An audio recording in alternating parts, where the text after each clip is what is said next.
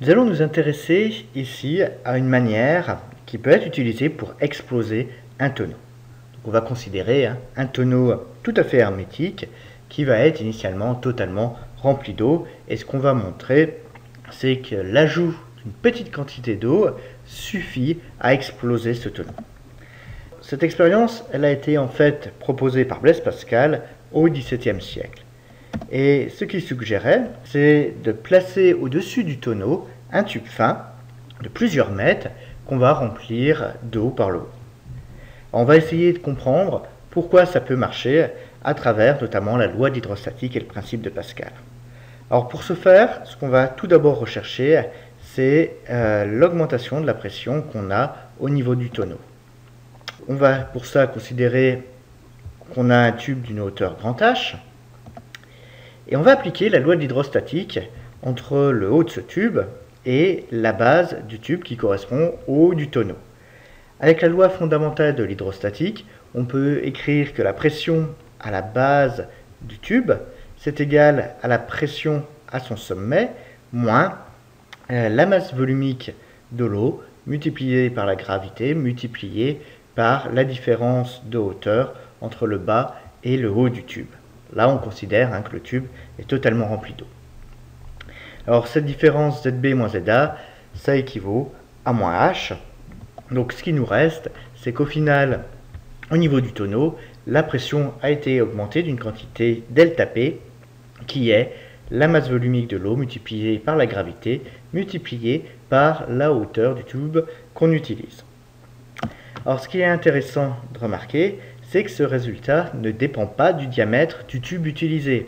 Qu'on considère un tube d'un diamètre de 6 cm ou un tube d'un diamètre de 1 cm, nous aurons la même augmentation de pression au niveau du tonneau.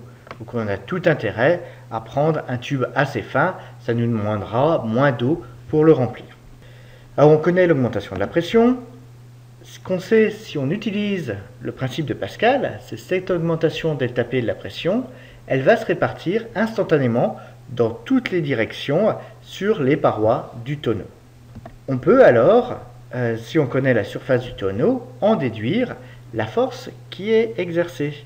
Je vous rappelle que la pression, c'est le rapport de la force par la surface. Donc l'augmentation de la force qui est introduite par une augmentation de delta P de la pression, ce sera delta P fois la surface. Alors, si on veut mettre quelques chiffres maintenant autour de ces formules, eh bien on va considérer un tube d'une hauteur de 5 mètres et une surface du tonneau d'1 mètre carré. Si on évalue delta P, l'augmentation de la pression, c'est la masse volumique de l'eau, donc 1000 kg par mètre cube, multiplié par G, la gravité, qui vaut 10 mètres seconde moins 2, multiplié par 5 mètres. Là, le calcul est fait en unité du système international. Donc, le résultat, eh bien, c'est une augmentation de la pression de 5 fois 10 puissance 4 pascal. La force qui en résulte, eh bien, c'est 5 10 puissance 4 pascal fois une surface de 1 mètre carré. On aboutit à une force de 50 000 newtons. Et 50 000 newtons, ça correspond à la même force que le poids exercé par une masse m, qui serait m égale la force qu'on considère divisée par la gravité. Donc ce serait 50 000 newtons divisé par 10, donc 5 000 kg. Ce que nous voyons donc, c'est qu'ajouter une petite quantité d'eau dans le tuyau mis au-dessus du tonneau, eh bien, ça aura les mêmes conséquences qu'ajouter une masse de 5 tonnes sur le tonneau. Bon, cette expérience assez anecdotique, en fait, elle peut se retrouver en Espagne dans les paysages du Las Medulas. Alors ces paysages, ils ont été classés patrimoine mondial de l'humanité par l'UNESCO. Et la raison qui a justifié ce classement, c'est que ce paysage a été forgé par l'homme. Il correspond à une exploitation industrielle de la montagne, notamment pour récupérer l'or. Et cette exploitation, eh bien, elle ne date pas de la période récente de la révolution industrielle. Non, elle a été réalisée par les Romains. Donc on trouve dans les récits, notamment de Pline l'Ancien, eh bien, la description de l'extraction par les Romains entre le 1er siècle avant Jésus-Christ et le 3e siècle après Jésus-Christ de l'or dans ces montagnes. Ce qu'on peut estimer, c'est qu'ils ont traité plus de 500 millions de mètres cubes de roches avec environ 60 000 ouvriers ou esclaves. C'était pas forcément une roche très riche, 3 grammes d'or par tonne de cailloux, mais l'exploitation de cette montagne a pu fournir jusqu'à 1500 tonnes d'or. Et quel est le rapport avec l'hydraulique?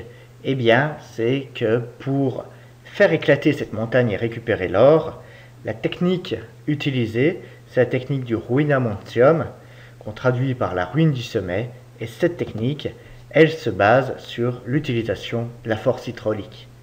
Donc sans même connaître la loi fondamentale de l'hydrostatique, ni le principe de Pascal, les deux datent du XVIIe siècle après Jésus-Christ, les Romains avaient déjà une intuition de toute la potentialité qui était offerte par l'hydraulique. Alors comment ils ont pu exploiter la force de l'eau? Eh bien en construisant des réservoirs, des tunnels et des canalisations, tout ça pour exploser la montagne. Or là, on voit par exemple l'un de ces tunnels, et je vais maintenant montrer un petit peu plus la technique qu'ils ont pu développer. Ce que les Romains ont commencé à réaliser, c'est l'aménagement de bassins tout en haut de la montagne. Ensuite, à partir de ces bassins, ils ont creusé des galeries et des puits dans la montagne. Là, on voit par exemple un exemple de ces galeries. Une fois ces galeries creusées, ils ont rempli d'eau en déversant l'eau qui était accumulée dans les bassins. Comme il y avait une différence de hauteur entre le niveau du bassin et le niveau des galeries, il y a une augmentation forte de la pression. On se retrouve dans une configuration similaire à celle du tonneau Pascal, et l'augmentation de la pression est telle que la roche va exploser. Et là, on peut utiliser dès lors les techniques d'exploitation pour extraire l'or de cette roche explosée.